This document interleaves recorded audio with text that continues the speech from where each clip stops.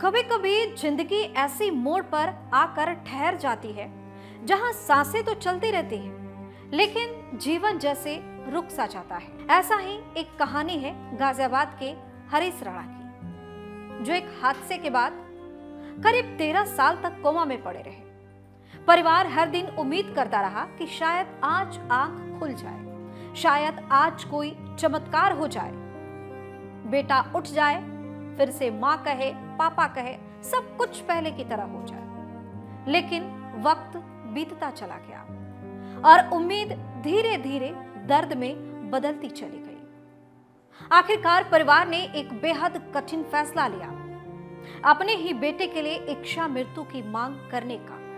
Court में appeal की और भारत की सर्वोच्च अदालत यानी सुप्रीम कोर्ट ने इस मांग पर ऐतिहासिक फैसला सुना दिया और इसकी अनुमति दी थी।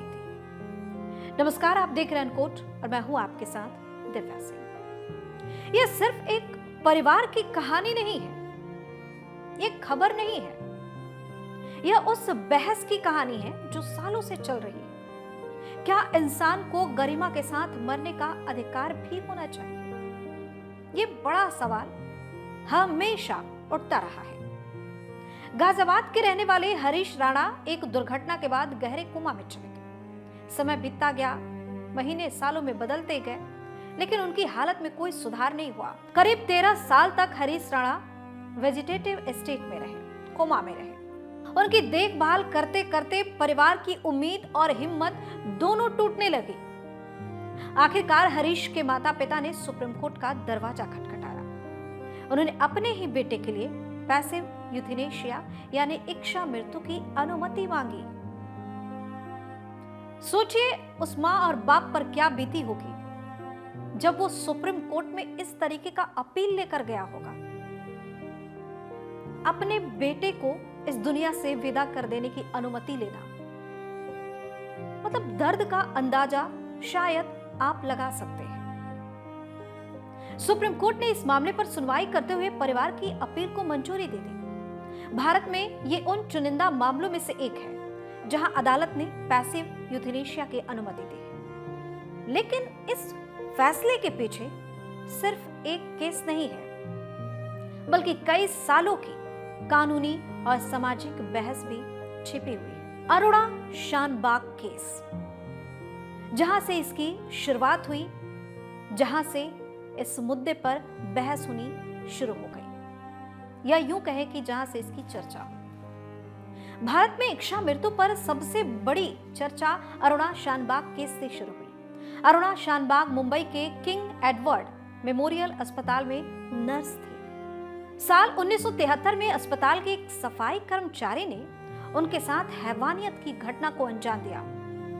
ऐसी घटना शायद जिसको मैं कैमरे के सामने बोलकर नहीं बता सकती, इसलिए मैंने यहां पर लिखा है कि हैवानियत की घटना को अंजाम दिया, जिसके बाद अरुणा को गंभीर मानसिक चोट लगी और वे कोमा जैसी स्थिति में चली गई।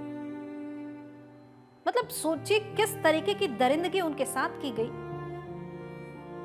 कि वो नर्स जिसकी उम्र 25 साल थी, वो कोमा में चली गई। उसका दिमाग ये सब बर्दाश्त नहीं कर पाया और इसके बाद वे करीब 42 साल तक उसी हालत में रही।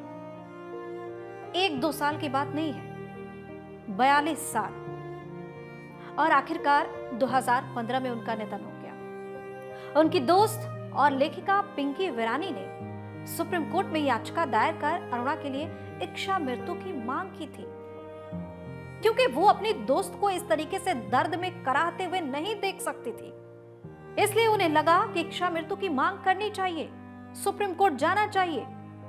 हालांकि 2011 में सुप्रीम कोर्ट ने यह मांग ठुकरा दी, लेकिन उसी फैसले में अदालत ने पहली बार कहा कि कुछ परिस्थितियों में, कुछ सिचुएशन में पैसिव यूथेनेशिया की अनुमति दी जा सकती है। यहीं से भारत में इस विषय पर गंभीर बहस शुरू हो गई। इसके बाद एक एनजीओ कॉमन कॉज ने सुप्रीम कोर्ट में याचिका दायर की। इस याचिका पर सुनवाई करते हुए सुप्रीम कोर्ट ने 9 मार्च 2018 को ऐतिहासिक फैसला सुनाया। अदालत ने कहा कि संविधान के अनुच्छेद 21 के तहत गरिमा के साथ मरने का अधिकार भी मौलिक अधिकार का हिस्सा है। साथ ही कोर्ट ने लिविंग विल की अनुमति भी दी। लिविंग विल का मतलब ये है कि कोई व्यक्ति पहले से लिखकर ये तय कर सकता है कि अगर वो भविष्य में ऐसी स्थिति में पहुंच जाए जहां वह खुद फैसला नहीं ले सके तो उसे लाइफ सपोर्ट पर ना रखा जाए। हरीश राणा के मामले में सुप्रीम कोर्ट ने इन्हीं पुराने फैसलों को आधार बनाया। करीब 13 साल तक कोमा में रहने के बाद उनके परिवार ने अदालत से अनुमति मांगी और अदालत ने पैसिव यूथेनेशिया की मंजूरी दे दी। इस फैसले को इसलिए भी महत्वपूर्ण माना जा रहा है क्योंकि ये दिखाता है कि कानून अब सिर्फ जीवन को बचाने की बात नहीं करता, बल्कि जीवन की गरिमा को भी उतना ही महत्व देता है। अब ऐसे में ये जानना बेहद जरूरी है कि भारत में कानून क्या कहता है। भारत में एक्टिव यूथेनेशिया यानी जानबूझकर इंजेक्शन देकर किसी की भी जान लेना पूरी तरीके से गैर कानूनी है।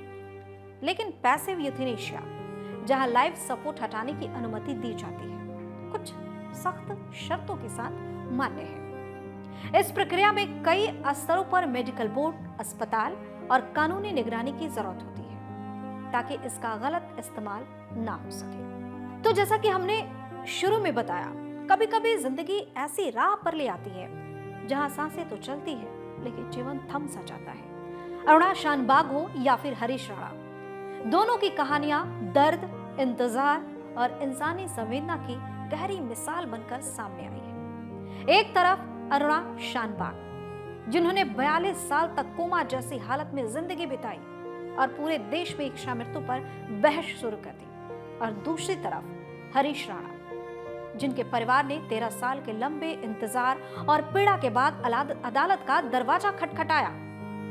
इन दोनों कहानियों ने देश को एक बड़ा सवाल देकर छोड़ दिया है। क्या सिर्फ जीना है जिंदगी है, या फिर गरिमा के साथ विदा होना भी इंसान का अधिकार होना चाहिए? शायद यही वजह है कि जब भी भारत में इच्छा मृत्यु की बात होगी तो इतिहास के पन्नों में अरुणा शानबाग और हरीश राणा, ये दो नाम हमेशा याद किए जाएंगे। आप अपनी राय हमें कमेंट करके जरूर बताएं। चैनल को सब्सक्राइब करें, वीडियो को लाइक और शेयर जरूर करें। धन्यवाद।